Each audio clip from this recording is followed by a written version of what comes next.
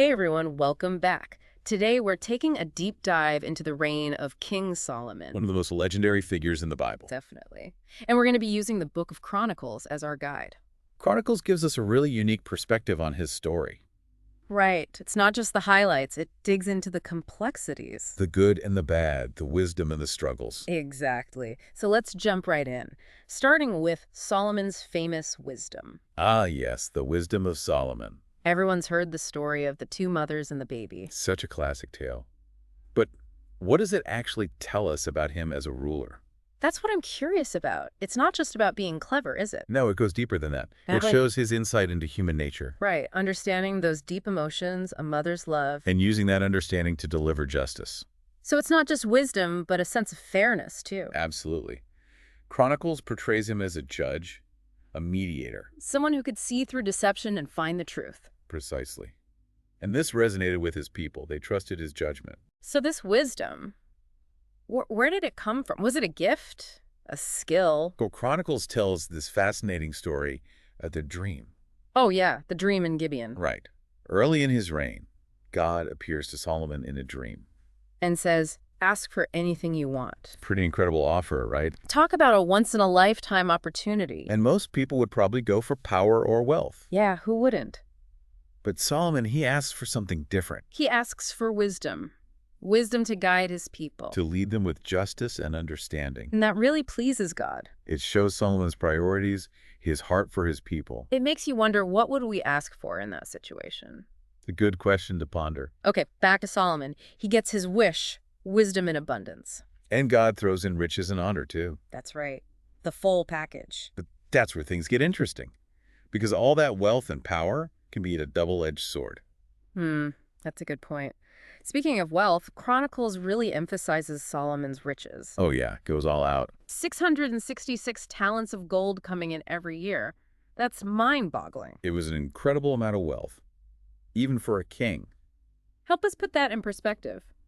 Well, the text says that gold was as common as stone in Jerusalem. Wow, really? And cedar wood, which was usually a luxury, was as plentiful as sycamore fig trees. So we're talking about an abundance beyond imagination. Exactly. This was a king who spared no expense. 1,400 chariots, 12,000 horses, a throne of ivory and gold. The Queen of Sheba was blown away. She couldn't believe her eyes. It was a display of power and prestige. It sounds almost excessive to us today. Well, remember, in that time, wealth equaled power. So it was a strategic move, too. Absolutely. It helped Solomon forge alliances and secure his kingdom. Makes sense. But all this opulence had to come from somewhere, right? Yes, it did. And that's where we start to see a darker side to the story. Okay, what do you mean? Well, think about the construction of Solomon's famous temple. A massive undertaking. It required a huge workforce, 153,600 foreign laborers to be exact. That's a lot of people. Where did they all come from? Some were prisoners of war, others skilled craftsmen from allied nations. But that doesn't account for everyone. Right. Chronicles also hints at forced labor. Oh, so not everyone was there willingly. It seems that way. And then there were the taxes. Ah, yes, taxes. Can't escape those, even in biblical times. Especially not when you're funding massive building projects in a lavish lifestyle. So there was a cost to all this prosperity. Definitely. While the kingdom as a whole may have thrived, There were those who bore the brunt of it. especially those in the northern tribes who felt the burden of the taxes. So even during Solomon's reign, there were seeds of discontent. Yes, and those seeds would eventually grow into something much bigger. So it's not as simple a story as we might think. Not at all. Chronicles gives us a more nuanced view of Solomon's leadership.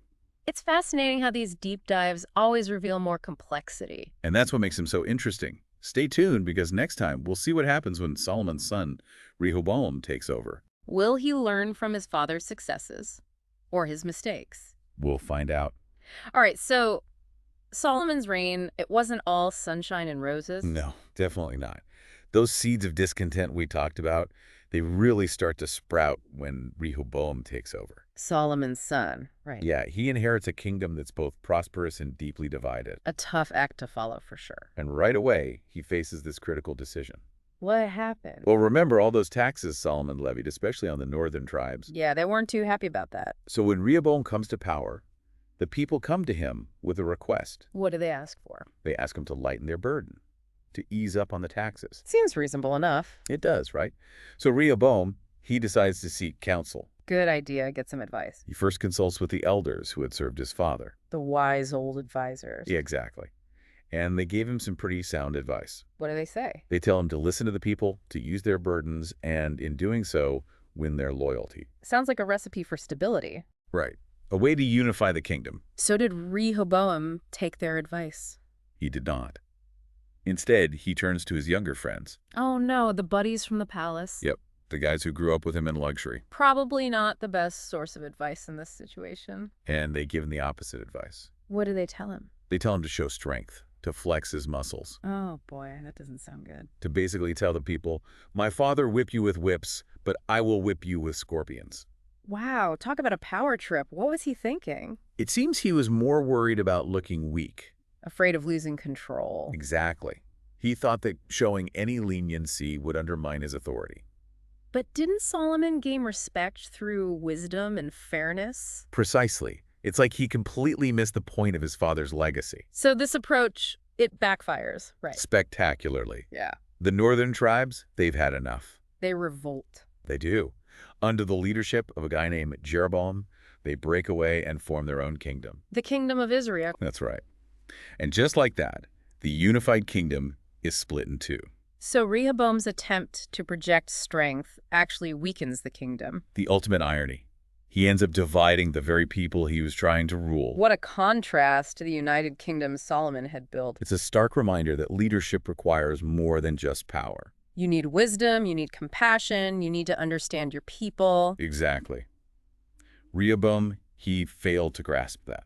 So did he ever realize his mistake? Did he try to win back the north? He did try to assemble an army, to march north and put down the rebellion. Determined to reunite the kingdom by force. But then something interesting happens. Okay, what's that? A prophet named Shemaiah appears, A messenger from God. and he delivers this message. This division is my doing. Do not fight against your brothers.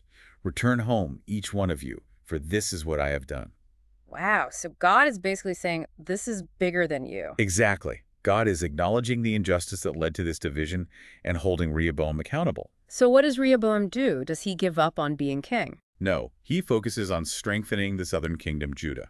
Building up his defenses, I imagine. Right, fortifying cities, preparing for potential conflict. But it sounds like his reign was still marked by tension. Oh, absolutely. The division of the kingdom, it cast a long shadow. And it all stemmed from those initial choices. The weight of decisions. That's something we see throughout this story. It makes you think, what will we do differently if we were in their shoes?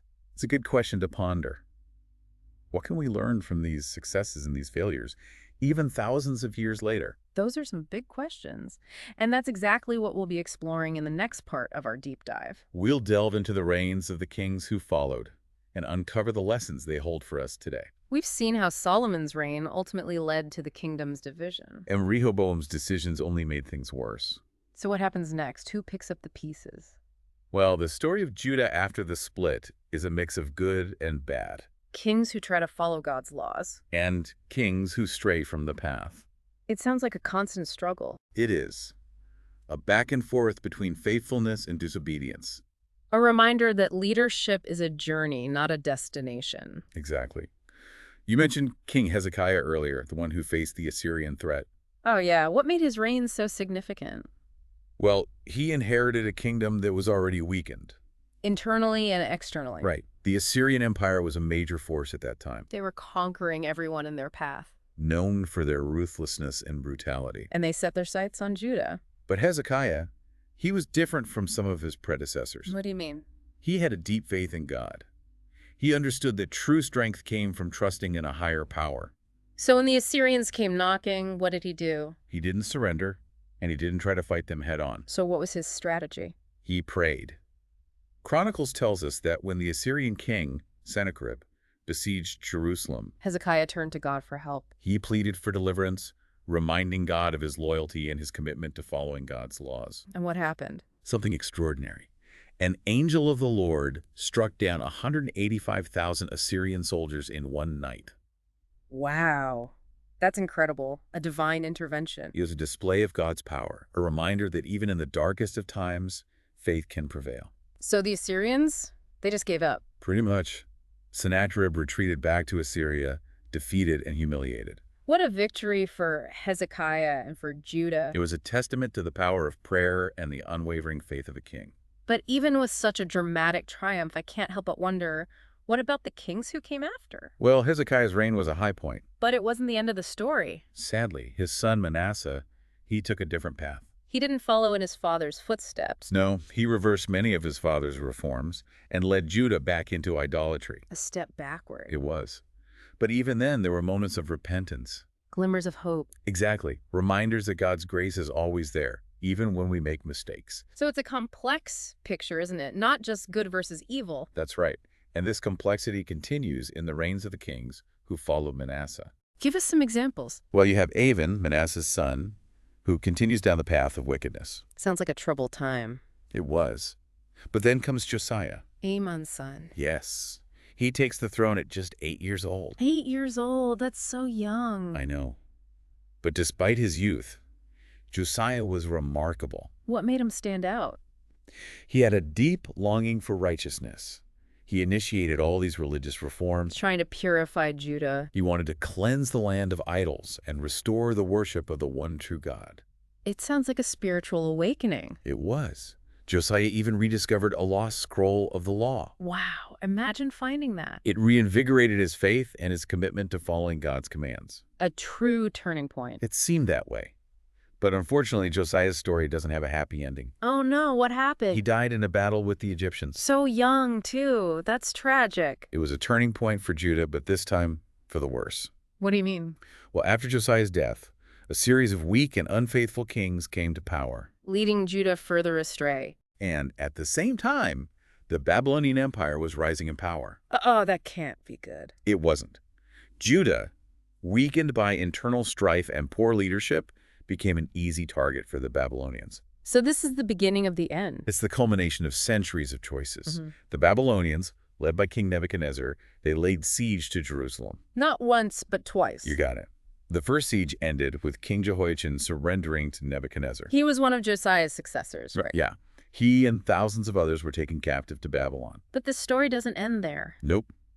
Nebuchadnezzar appointed Zedekiah, another of Josiah's sons, as a puppet king in Jerusalem. So there was still a chance for Judah? Maybe. But unfortunately, Zedekiah rebelled against Babylon. Probably not the best move. It wasn't.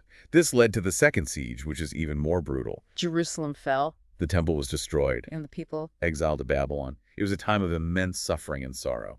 The consequences of their choices catching up with them. It was the end of an era. The end of the Davidic dynasty. Yes. But even in this tragedy, Chronicles ends with a glimmer of hope. Really? Tell me more. Decades later, the Persian king Cyrus conquers Babylon. Cyrus the Great. That's the one.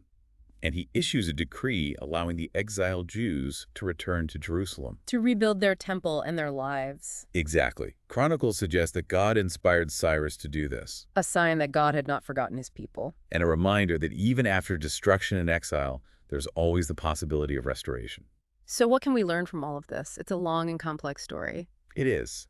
But I think it offers timeless lessons about leadership, faith, and the consequences of our choices. Choices that can have ripple effects for generations. Exactly. We see how important it is to seek wisdom, not just for ourselves, but for the good of others. And how dangerous pride and ambition can be. We see the consequences of prioritizing power over justice and compassion. But we also see the enduring power of faith and God's faithfulness, even in the face of adversity. A reminder that even when things seem hopeless, there's always a possibility for renewal and a new beginning. It's a powerful message that resonates even today.